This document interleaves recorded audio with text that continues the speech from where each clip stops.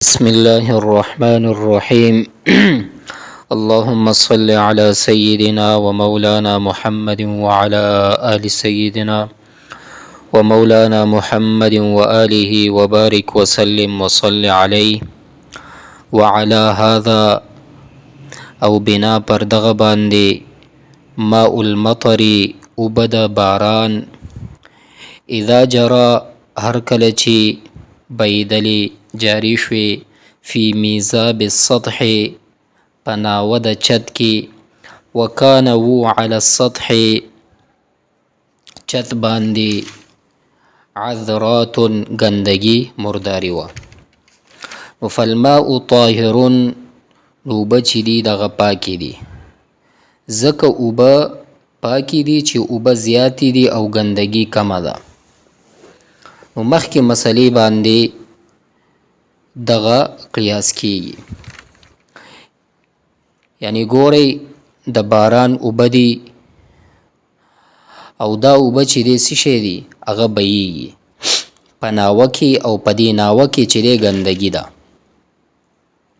وی دا اوبه چې دي څه شی دي دا پاکې دي دا په هغه وخت کې چې کله جاري وي که نه اوبه یعنی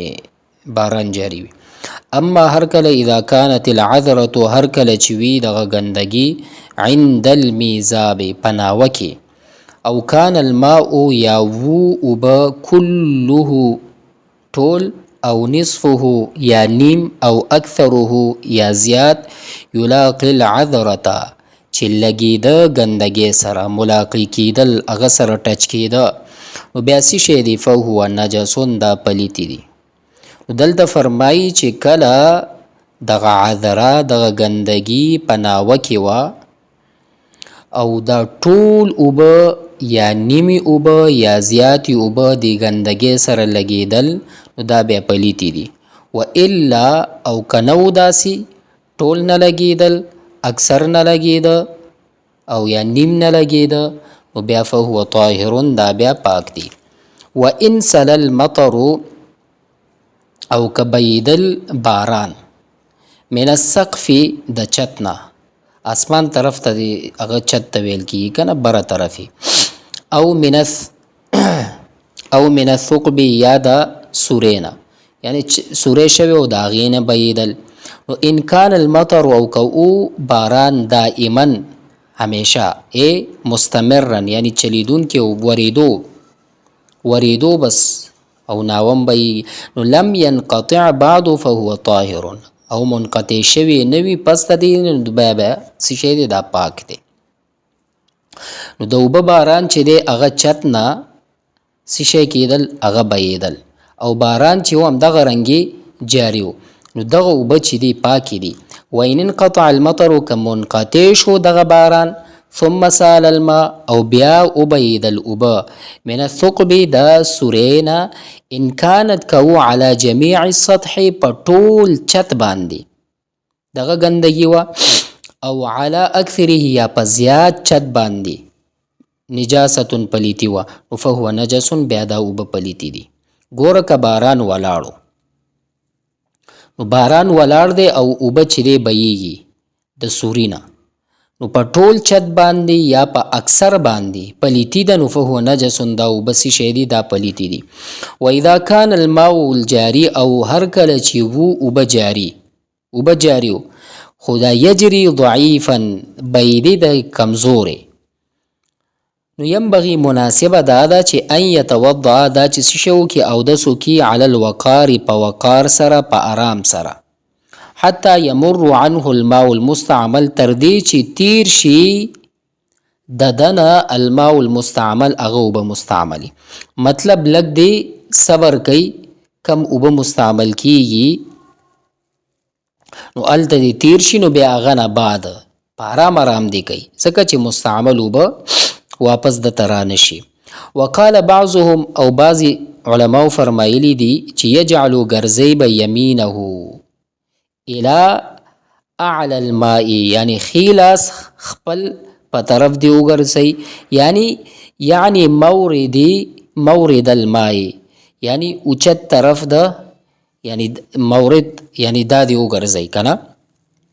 یعنی ښی لاس د خپل په طرف د اوچت طرف د سطح وګرځئ د اوبو،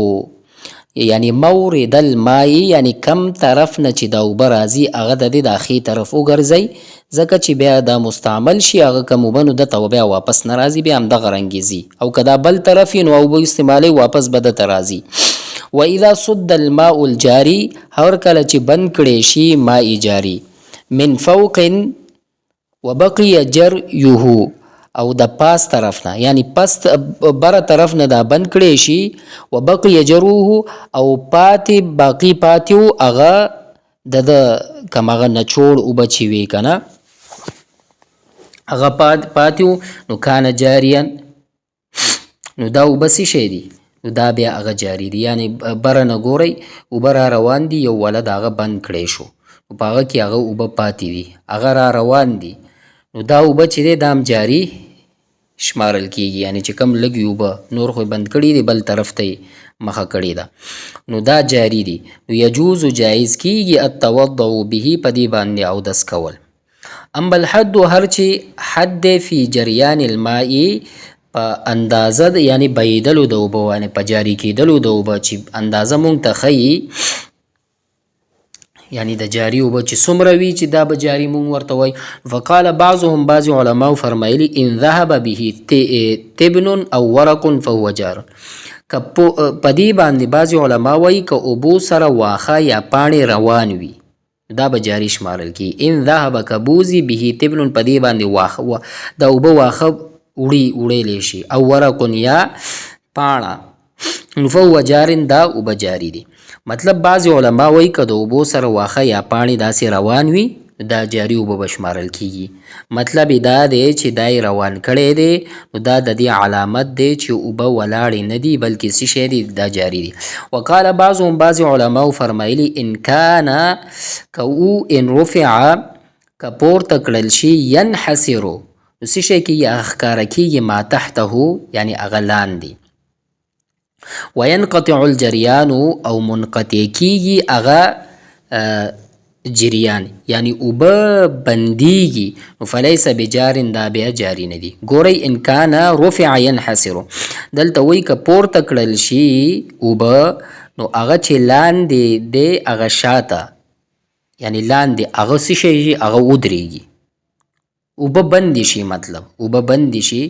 نو دا بهیدونکې اوبه نه دي. نو مطلب که د اوبو نه لږ راواخلې او لاندې ځمکه ښکاره شي، ښکاره مطلب دا چې اوبه نورې نه راځي، اوبه را نشي نو دا ولاړې دي دا جاري نه دي نو فلیس بجار. و ان کان بخلاف او که د دې برعکس اوبه دې راغسته اوبه نور هم را رواني نو فهو جار دا بیا جاري دي. وفي المنطقه اذا كان بعض بطن النهر او په منطقه کې دي چې اذا كان بعض هر کله چې و بعض بطن النهر خیټه د نهر نجسا پلید وجر الماء علیه او جاری شوی اوبه په هغه کې، ان کان الماء که و دا اوبه کثیرا ډیر بحیث په داسې شان سره چې لا یرا ما تحته چې نشو لیدلی لاندې د هغې پلیتي، یعنی خیټه د نهر چې دی هغه څه شی دی پلید ده او اوبه پې جاري دي.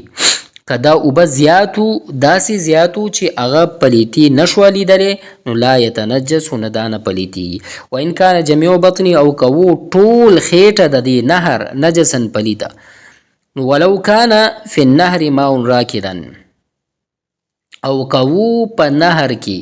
ولاړې فتنجسا بیا څه شی کېږي دا پلیتیږي، دا اوبه چې دی بیا پلیتې دي په دې باندې پاکي حاصلول صحیح نه دي. ونزل من اعلاها ماء طاهر اوس یو اوبه دي ولاړې دي ونزل او راښکته شوي من اعلاه د بره طرف نه ماء اوبه طاهر پاک واجراه او جاری کړه وسیله او روانې کړه نو فانه یطهر نو دا پاکیږي په دې سره. اوس اوبه ولاړې دي پاکي اوبه پرې راغلی او دا اوبه یې جاري که فانه یطهر نو دا په دې باندې پاکیږي چې دا نور اوبه بې داسې بره نه راشي. نو ولو توضأ منه او که اودس یې وکړو په دې سره نو جازه دا ورته صحیح کیږي روا کیږي. اذا په هغه وخت کې لم یره لها اثر چې ونه لیدل شو هغې لره اثر د پلیتي، نو دا په هغه وخت کې چې دی بیا صحیح کېږي په دې باندې پاکي حاصلول.